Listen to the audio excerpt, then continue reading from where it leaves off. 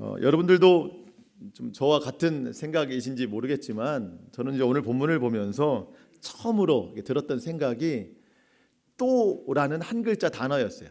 또. 아브라함이 또 자기 아내를 누이라고 속였어요.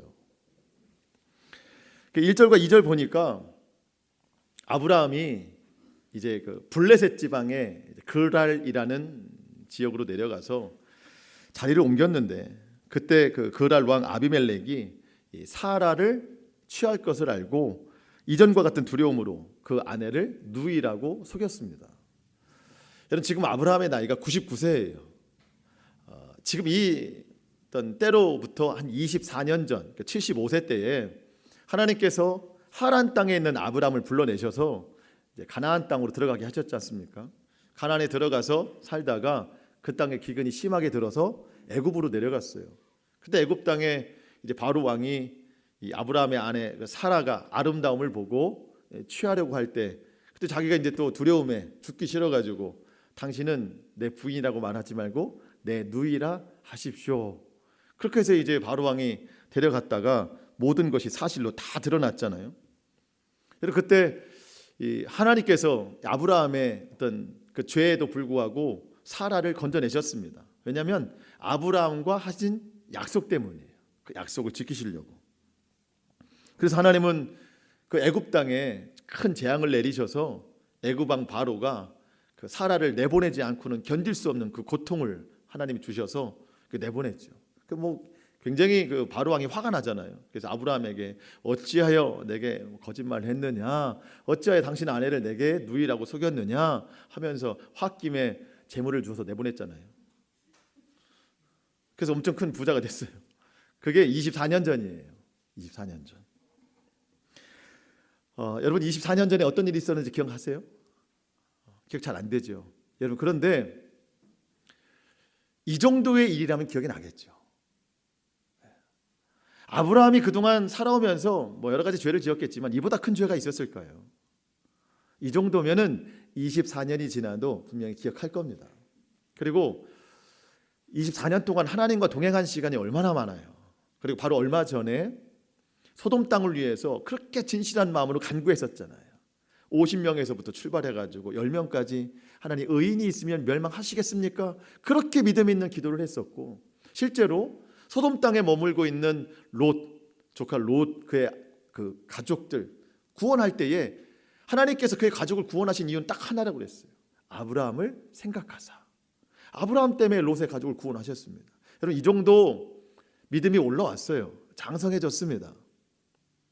그러면 24전에 그 충격적인 죄 더 이상 범하면 안 되는데 오늘 또 그 죄를 범하고 있는 거예요. 지금 아브라함의 나이가 99세. 이제 그 시간대로 보면 하나님께서 내년에 너에게 아들이 있을 것이다. 내년에.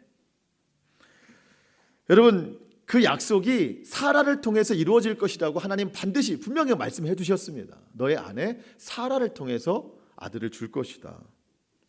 그러면 지금 이 사라를 이방 왕에게 내어주는 것은 잘못이 아니고 잘못 이상의 어떤 큰 죄예요. 죄. 아니, 분명히 사라를 통해서 약속을 이루신다고 했는데 그 사라를 이방 왕에게 내주면 하나님의 약속 무시하겠다는 거거든요. 생각해 보니까 그런 거예요. 아브라함이 하나님의 약속을 딱 받고 출발했을 때 그게 75세예요. 75세. 내가 너를 큰 민족을 이루겠다. 내가 너를 복을 주겠다. 75세 때 출발해서 애굽에 내려가서 첫 번째 이 범죄를 저질렀습니다. 그런데 지금 하나님의 약속이 이루어지기 바로 얼마 전 99세 이제 하나님의 약속이 다 됐죠. 이때 똑같은 죄를 범하고 있다. 약속이 시작된 때, 약속이 이루어질 때. 그러니까 아브라함은 이 모든 시간을 그 죄의 영역 안에 살고 있는 거예요. 그런데 참 중요한 것은 아브라함이 참 많은 죄를 지었겠지만 이 오늘 지은 이 죄가 그 중에 하나라고 판단하기에는 이 죄가 너무 심각한 거예요. 왜냐하면 이 죄를 지음으로 그냥 후회하고 말 일이 아니고 이 죄를 지었을 때 하나님의 약속은 절대 이루어지지 않아요. 왜? 사라를 내줬기 때문에 사라를 통해서 약속을 이어가실 하나님에 대한 약속이 다 무시가 되는 거라고요. 여러분, 죄는 참 무섭습니다.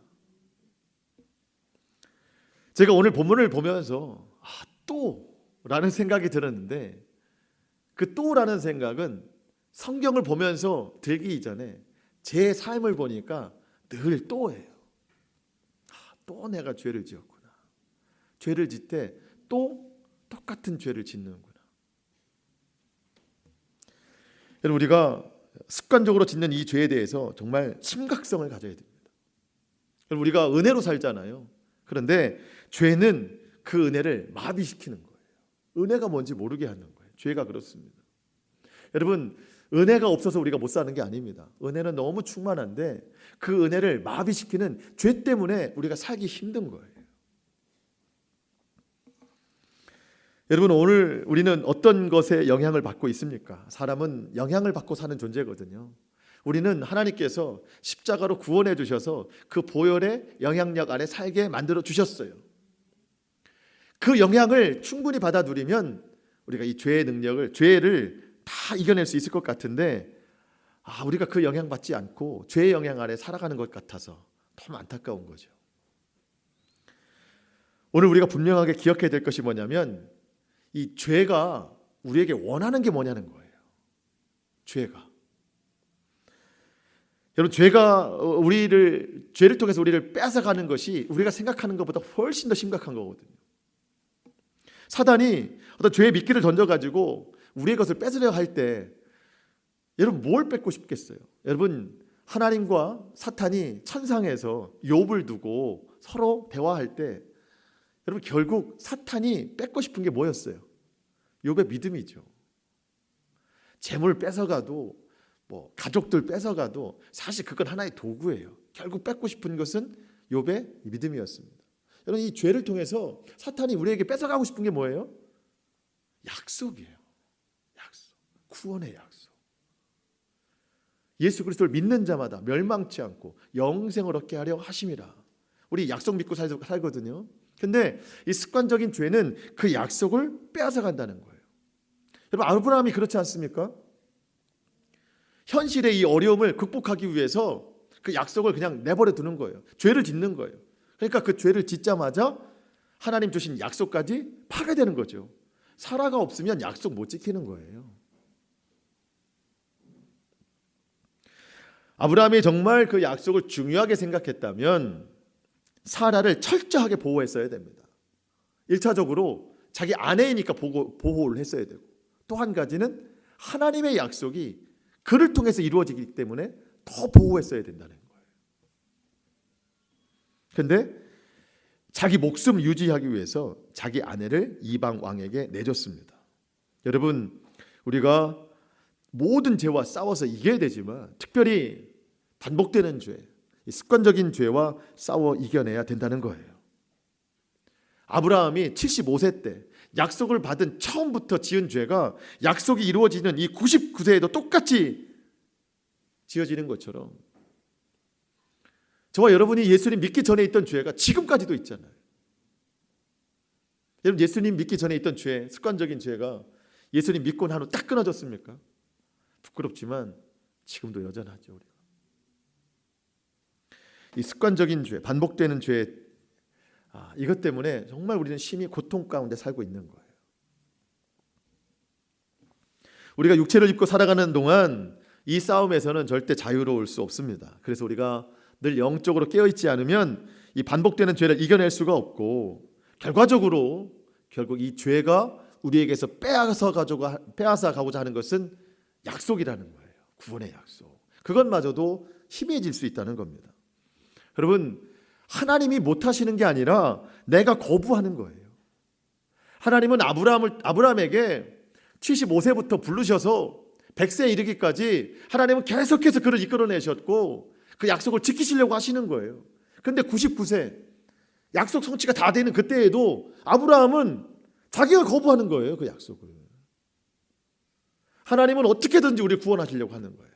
그런데 우리의 습관적인 죄가 내가 그 약속을 밀어버리는 형식이 된다는 거예요. 얼마나 심각한지 모릅니다. 구약의 믿음의 사람, 대표적인 믿음의 사람이라면 우리가 아브라함 보는데, 신약에서는 저는 사도 바울이라고 생각해요. 사도 바울 참 믿음의 사람입니다. 근데 사도 바울도 늘 이것이 평생 싸움이었어요. 내 속에 두 마음의 법이 싸운다. 생명의 성령의 법과 죄를 사모하는 육체의 법이 늘 두 마음이 싸워서 항상 입버릇처럼 하는 말이 오호라, 나는 곤고한 사람이로다. 아무리 하나님의 일을 많이 하고 온 세계를 다니면서 복음을 전파해도 자기 내적 싸움은 끊어질 수가 없더라는 거예요. 오호라, 나는 곤고한 사람이로다. 정말 내 심령이 타들어갈 정도로 너무 고통스럽다는 것이죠. 그러니까 어떻게 이 싸움을 이겨내는가? 완전히 이겨낸 것도 아니고 이겨내는 중이었어요. 어떻게? 내 몸을 쳐서 복종시킨다는 거예요. 고린도전서 9장 27절, 내가 내 몸을 쳐 복종하게 함은 내가 남에게 전파한 후에 자신이 도리어 버림당할까 두려워함이로다. 진짜 막 몸을 쳤는지는 모르겠어요. 하지만 그 심정이겠죠. 내가 내 몸을 쳐서 복종시킨다는 거예요. 여러분, 우리는 이 복종의 의미를 둘 중 하나로 선택할 수 있습니다.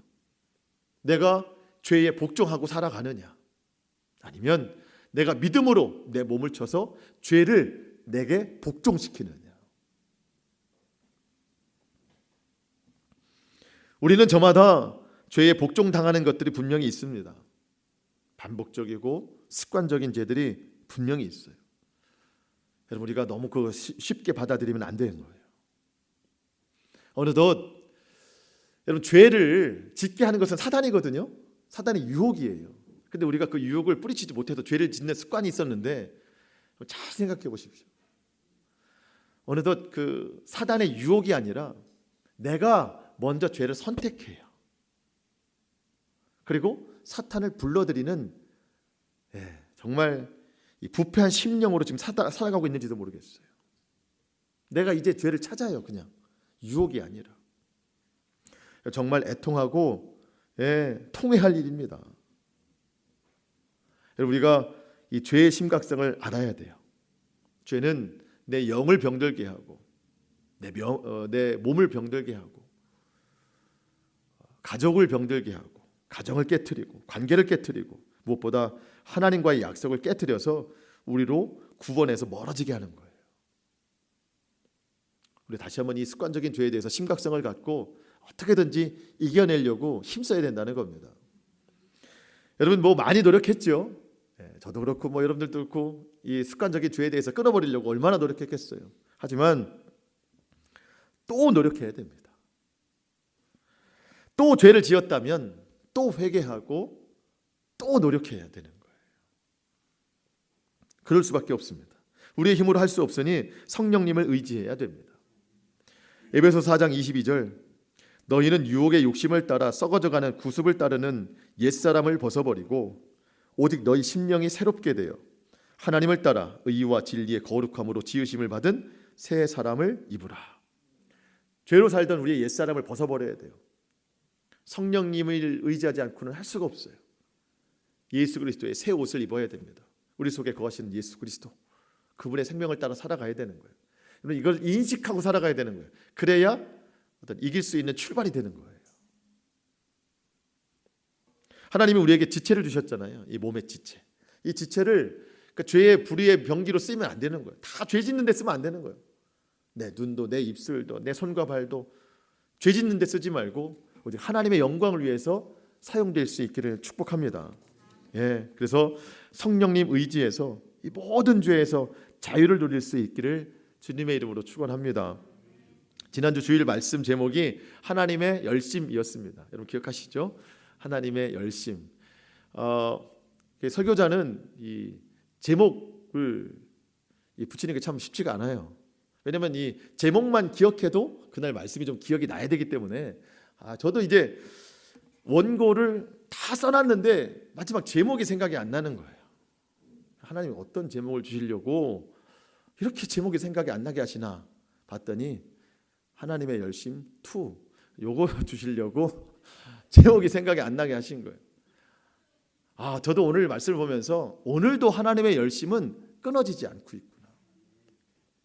여러분, 지난주에 하나님의 열심, 소돔 땅에 거하고 있는 롯과 그의 가족을 구원하시기 위해서 하나님께서 말씀하시잖아요. 선포하시잖아요. 빨리 이 땅에서 피해라. 그렇지 않으면 멸망당한다. 그랬더니 농담으로 여기는 사람들도 있고, 롯은 그 급한 시각에 지체하고 있고, 롯의 아내는 크게 아쉬워서 뒤를 돌아보기도 하고. 여러분, 그러한 이 믿음 없는 세대에 하나님이 구원하시기로 약속하셨으니 억지로 손을 붙잡아가지고 그 땅에서 이끌어내시잖아요. 이게 하나님의 열심이에요. 구원에 대한 하나님의 열심. 그런데 오늘 성경을 보니까 똑같은 죄를 짓는 이 아브라함, 이 죄를 짓는 이 아브라함에게 하나님이 그의 하셨던 약속을 지키시기 위해서 오늘도 얼마나 열심을 내시는지 몰라요.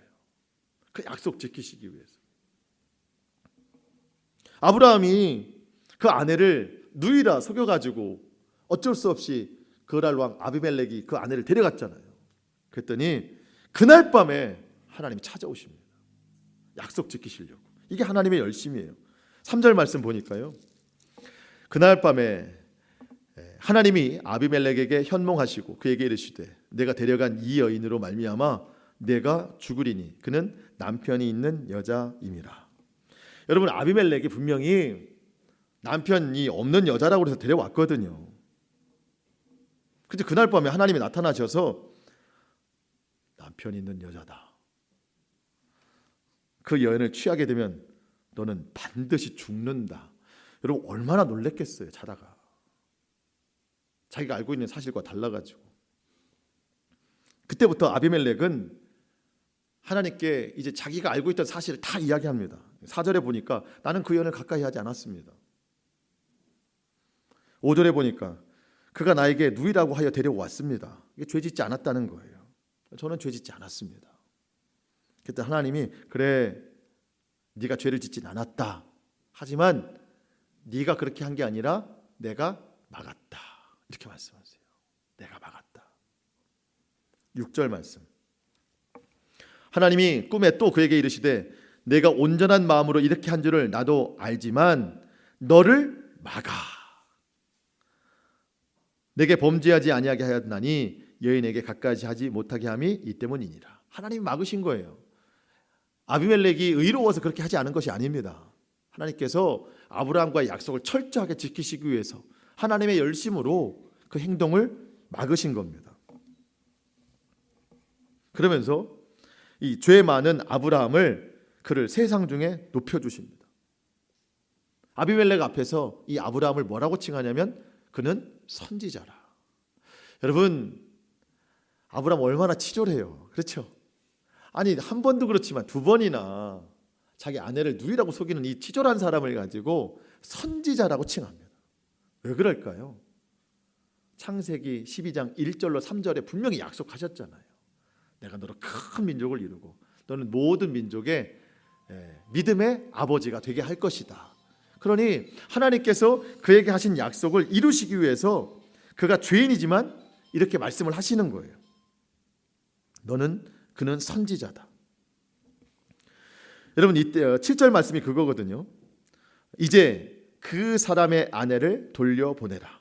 그는 선지자라. 그가 너를 위하여 기도하리니 내가 살려니와 내가 돌려보내지 아니하면 너와 내게 속한 자가 다 반드시 죽을 줄 알지니라. 여러분, 하나님의 이 말씀으로 아비멜렉은 아브라함을 다른 시선으로 보게 됩니다. 여러분, 아비멜렉이 그 사라를 왜 데리고 왔겠어요?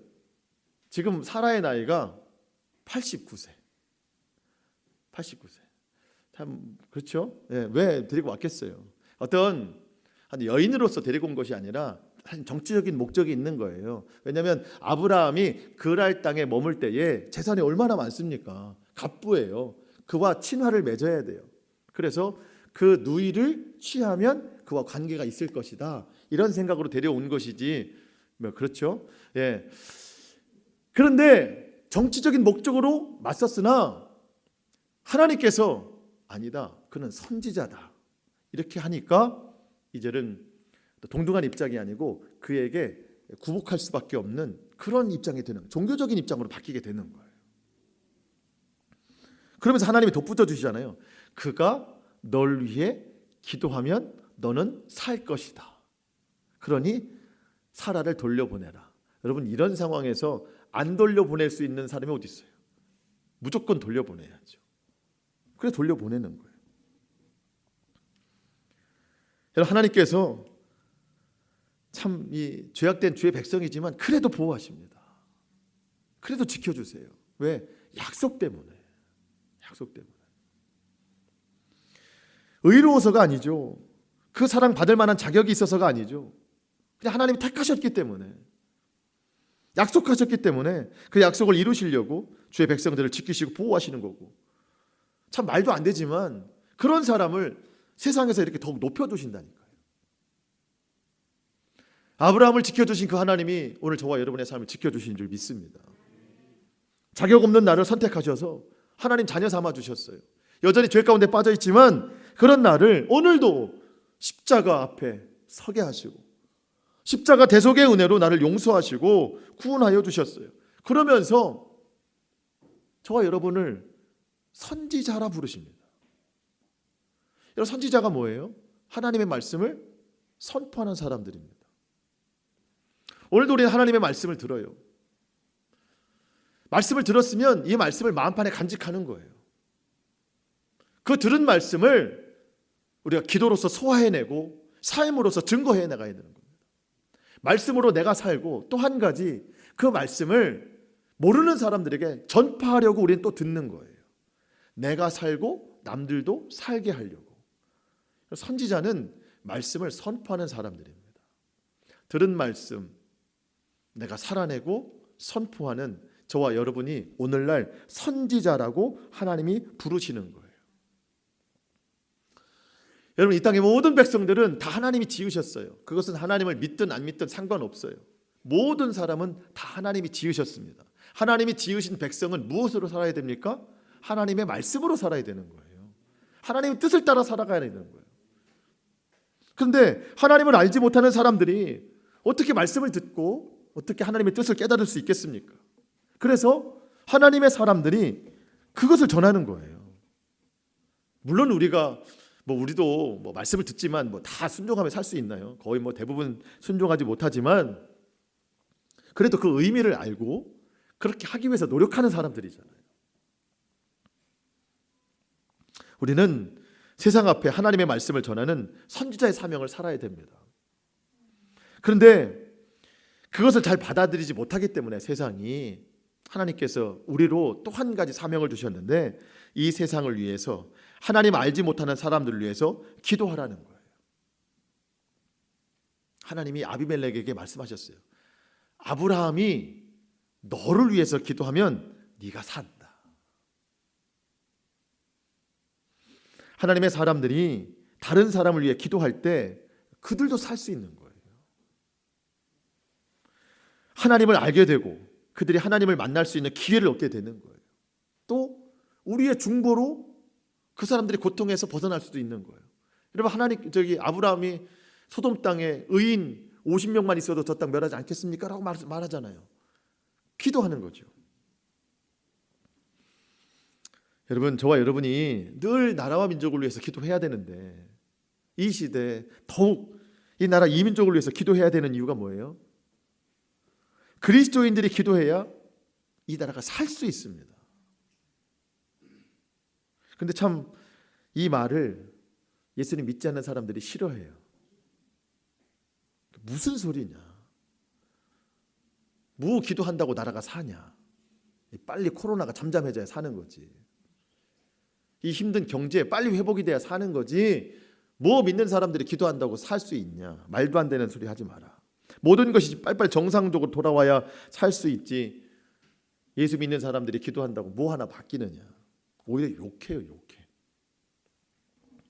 여러분, 그런 반응이 나온다고 해서 그것에 대해서 대항할 일이 절대 아닙니다. 우리는 그저 묵묵히 기도해야 됩니다. 온 세상 다스리시는 분은 하나님이시고 모든 질병을 다스리는 분도 하나님이십니다. 여러분, 세상이 우리에게 쓴소리 한다면 들어야 돼요. 어쩌면 그게 당연한 일인지도 모르겠어요. 세상이 교회를 욕하고 예수님 믿는 사람들을 욕하는 것은 하나님께서 세상의 입을 빌려서 우리에게 하시는 말씀이라고 생각해야 돼요. 교회가 교회 역할을 잘못했기 때문에, 예수님 믿는 사람들이 믿음의 삶을 제대로 살지 못했기 때문에 그러는 거예요. 오늘 본문 9절에 보니까 이 아브라함의 거짓된 행동, 거짓말 행동, 속임의 행동, 이것을 보고 아비멜렉이 아브라함에게 막 뭐라고 하는 거예요. 너는 어찌하여 나에게 이렇게 했느냐? 내가 무슨 죄를 내게 범했기 때문에 내가 나와 내 나라에 이렇게 큰 죄에 빠질 뻔하게 하였느냐? 무슨 얘기예요? 너는 하나님의 사람인데 어찌하여 거짓말을 했느냐? 왜 내가 너 때문에 죄를 범하게 하느냐? 믿으면 믿는 사람답게 행동해야지. 여러분, 내용은 좀 다르지만 오늘날 이 세상이 교회를 향해서 하는 말들도 비슷한 거 아닙니까? 왜 교회가 교회답지 못하냐는 거죠. 예수님 믿는 사람들이 왜 신앙의 삶을 제대로 살지 못하냐는 거예요. 제가 그런 말 들은 적이 있어요. 세상은 예수님을 싫어하는 게 아니라 예수님 믿는 사람들을 싫어한다. 맞는 말이에요. 세상에 예수님을 싫어할 이유가 없어요. 예수님 믿는 사람들이 제대로 살지 못하니까 그 사람들이 그렇게 비판하는 것이죠. 여러분, 우리는 종교인이 아닙니다. 우리는 그리스도인이에요. 그리스도인이 뭐예요? 그리스도와 함께 사는 사람, 그리고 그리스도를 나타내는 사람. 여러분, 누군가가 나를 생각할 때 그 사람 주변에, 그가 예수님을 믿지 않는데 그 사람 주변에 예수님을 믿는 사람이 나다. 그러면 그에게 나는 예수님이에요. 내 행동이 그 사람으로 하여금 예수님을 판단하게 하는 거예요. 내가 제대로 살면 아, 그래, 예수님 좋으신 분인가 보다. 내가 막 살면 그 사람의 입술, 그 사람의 마음을 통해서 예수님은 형편없는 분으로 전락되는 거예요.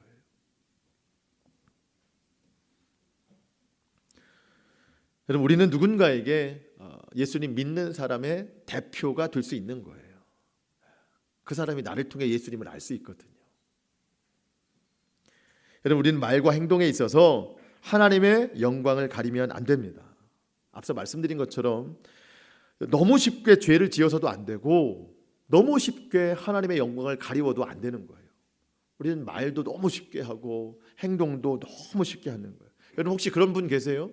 말하는 거 하나, 행동하는 거 하나하나 정말 하나님의 영광이 될까 안 될까 조심조심 하는 분 계세요? 저도 그렇게 못해요.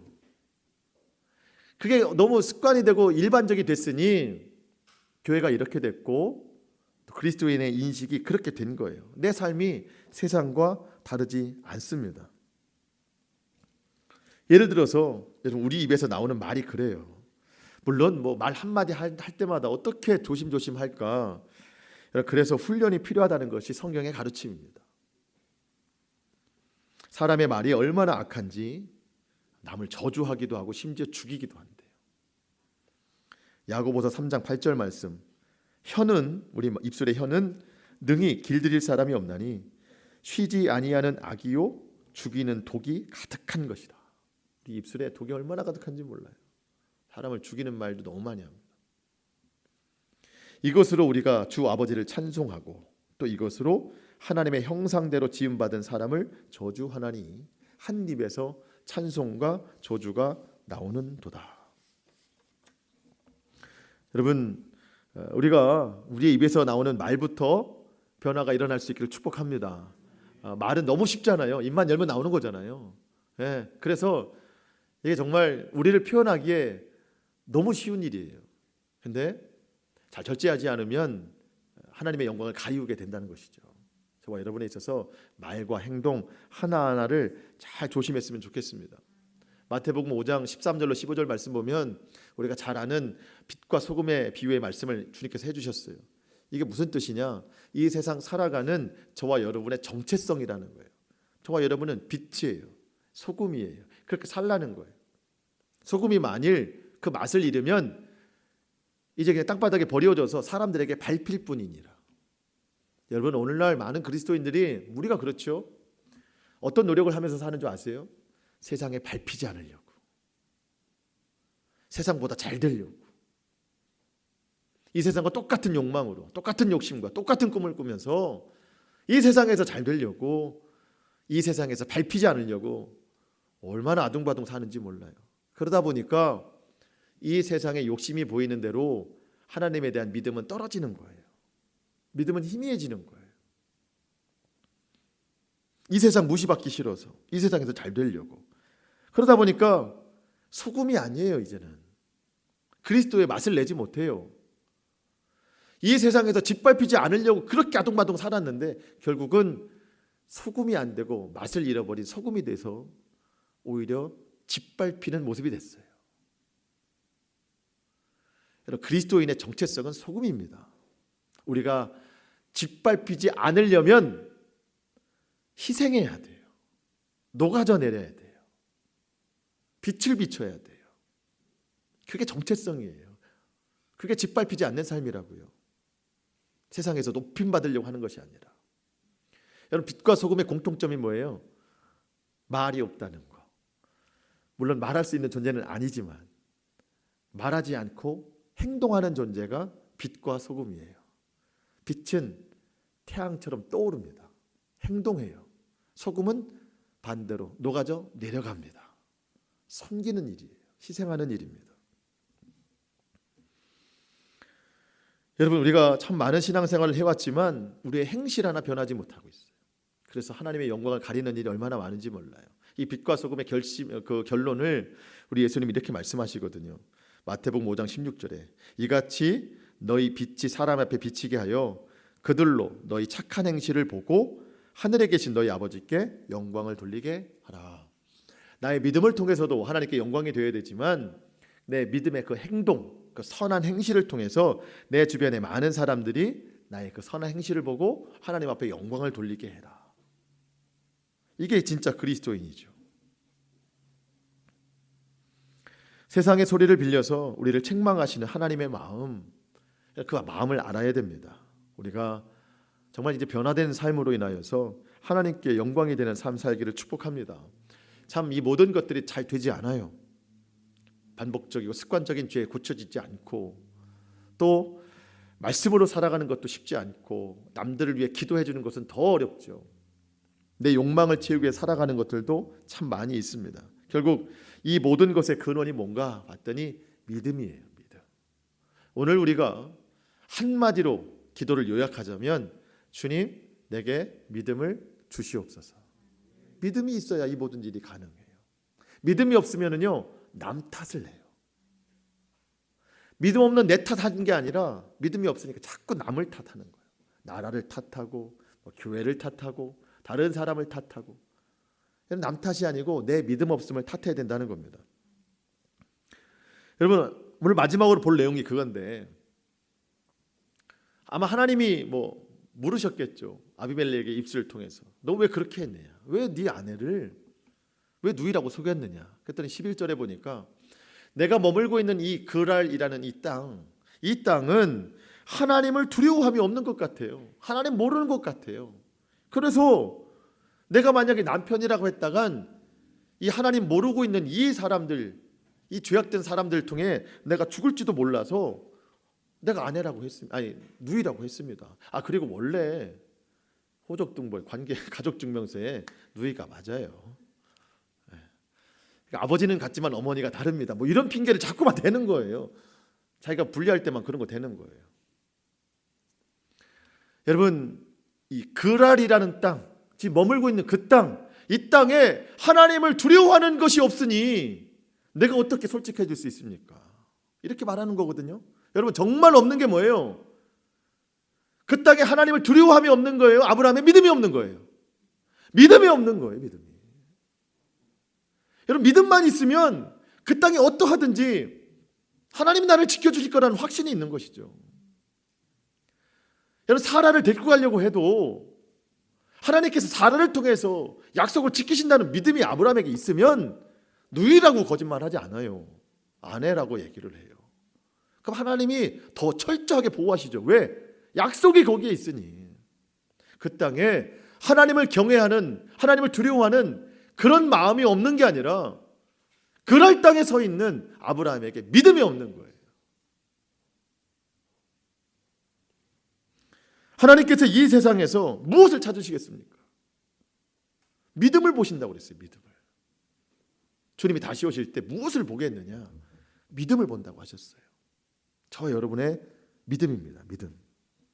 진짜 문제가 무엇인가? 여러분, 이 세상 돌아가는 게 문제인 것 같아요? 그렇지 않아요. 내 믿음 없음이 문제예요. 여러분, 세상과 타협하려고 하면 안 됩니다. 물론 너무 힘든 시대를 살고 있죠. 그때 하나님이 보시는 게 뭐예요? 믿음이라는 겁니다. 믿음. 상황 때문에 염려하지 말고 그 상황을 이겨낼 수 있는 믿음을 구해야 된다는 겁니다. 하나님, 도대체 이 코로나 때문에 정말 죽을 지경입니다. 살 수가 없고 경제도 다 무너졌고 우리 집도 너무 힘듭니다. 하나님, 이 코로나 때문에 안 됩니다. 여러분, 물론 그게 힘들죠. 하지만 그게 우리의 영역이 아니에요. 하나님의 영역이에요. 내가 할 수 있는 건, 내 영역은 뭐예요? 내가 내 믿음 지키는 거라고요. 내 믿음만 바로 서 있으면 돼요. 하나님이 하실 거예요.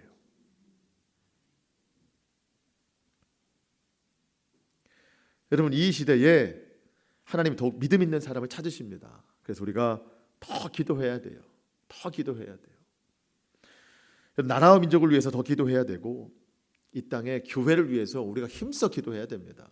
여러분, 우리 교회가 아니에요. 이 땅의 모든 교회는 하나예요. 하나.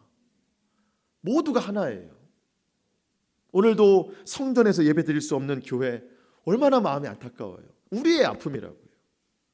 우리가 그 아픔으로 같이 기도해야 돼요. 이 땅의 그리스도인들 바로 살 수 있도록 우리가 기도하고, 내가 먼저 바로 살고 우리 교회가 먼저 바로 살아야 되는 거예요. 국가적인 여파로 인하여서 나라가 아픕니까? 우리 개인이 아프잖아요. 얼마나 힘들어요, 삶이. 이 어려운 현실 속에서 우리가 극복할 수 있는 힘은 오직 믿음입니다. 저와 여러분이 한 사람 한 사람이, 이 땅의 그리스도인들이 믿음 잘 지켜나가야 돼요. 그러면 저는 하나님의 긍휼하심으로 이 속히 문제가 해결되리라고 믿습니다. 하나님이 하시지 않으면 안 돼요.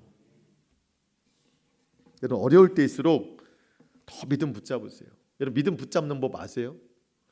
그거를 우리가 잘 모르잖아요. 그 말씀으로는 맨날 믿음 붙잡아라, 믿음으로 살아라 하는데 그게 뭔지 잘 모르겠어요. 그냥 우리나라 미신처럼 십자가 조그만 거 하나 사가지고 주머니에 넣고 다니면 이게 믿음이다라고 성경책에 써 있으면 그러고 다닐 수는 있죠. 근데 그 미신이잖아요. 조그만 성경책이라도 하나 늘 품에 끼고 다니면 이게 믿음이다 하면은 좋겠는데, 여러분, 성경책은 가지고 다녀봐야 소용이 하나도 없어요. 성경책은 열어야 삶이 열리는 것이지, 성경책이 닫혀있으면 여러분이 인생이 닫히고 있는 거예요. 가지고 다닌다고 이게 능력이 있는 게 아니라고요. 그 뭐가 믿음 붙잡고 사는 것인가? 결국 그거죠. 살아계신 하나님께서 내 모든 일에 함께 하심을 마음으로 믿는 거예요. 여러분, 아브라함에게 왜 그런 일들이 일어났어요? 믿음이 없어서, 믿음을 붙잡지 못했으니까. 당장 눈에 보이는 현실 때문에 내 아내 뺏겼다, 그렇다가 내가 목숨도 보존되지 못할 것이다. 하나님에 대한 믿음은 아무것도 없고 현실만 보고 집중하고 있는 것이죠. 여러분, 거기서 하나님께서 주신 약속을 믿음으로 마음판에 새기고 입술로 선포해봤다면 그런 결과 나타나지 않았을 겁니다. 이 그랄 땅에서, 하나님을 두려워하지 않는 이 땅에서도 내가 믿음만 확실히 지키면 하나님이 지켜주실 것이다. 마음으로 믿어 입으로 선포하면 아마 그런 결과 나타나지 않았을 거예요. 마찬가지예요. 오늘 이 나라 이민족이 그랄 땅이에요. 이 땅에 살고 있는 우리 모두가 마음으로 믿어 의에 이르고 입으로 선포하여 시인해야 되는 거예요. 이 힘겨운 세상 주님이 나와 함께 하심을 믿습니다. 입으로 선포하는 거예요. 주님이 함께 하심을 믿습니다. 주님이 지켜주실 것을 믿습니다. 여러분, 이 믿음의 말에 권세가 있는 거예요. 이것이 믿음 붙잡고 살아가는 삶이라는 거예요. 결국 모든 것의 시작은 하나님이시죠. 그 하나님의 능력을 이끌어내는 것이 믿음이고, 이 믿음은 말씀과 기도로 쌓여집니다. 여러분, 이 시대에 더욱 말씀과 기도로 믿음을 쌓아가서 하나님의 선하신 인도하심, 그 인도하심을 깊이 체험하는 우리 모두가 되기를 바랍니다. 예, 말씀을 마치겠습니다. 오늘 이 말씀을 우리 마음밭에 심습니다. 말씀을 심어야 돼요. 여러분, 결단이 필요합니다. 하나님, 반복되는 죄를 이기게 하여 주시옵소서. 그 죄의 심각성을 알게 하시고, 주님, 성령님, 내가 할 수 없으니 성령님 도와주시옵소서. 나는 나 혼자의 삶이 아니요, 이 세상, 이 모든 민족, 하나님, 내가 이 세상 민족을 위해서 기도하고 또 말씀을 선포하는 그런 선지자의 삶을 살게 하여 주시옵소서. 아픔을 겪고 있는 이 나라, 이 민족을 위해서 더욱 기도하게 하여 주시옵소서. 여러분, 주님 주신 이 구원의 소망 믿음으로 잘 붙들고, 내가 오늘도 무엇으로 살아가야 되는지 그 믿음으로 결단하고 또 기도하고 예배하는 우리 모두의 삶이 될 수 있기를 주님의 이름으로 축원합니다. 우리가 이를 위해서 함께 기도하겠습니다.